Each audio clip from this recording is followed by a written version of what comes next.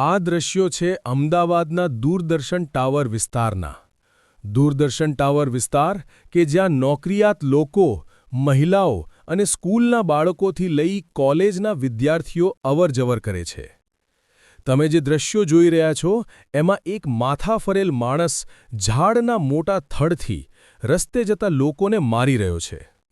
આ વિડીયોમાં તો એક બાઇક ચાલકને આ માથા ફરેલ માણસે થડ માર્યું તો બાઇક ચાલકે નીચે ઉતરી એને પકડી લીધો અને આ હિંમતવાન બાઇક ચાલકના કામને જોઈને અન્ય હેરાન થયેલા લોકો કે જે ક્યારનાય આ માથા ફરેલને જોઈ રહેલા એ પણ દોડતા દોડતા આવી ગયા.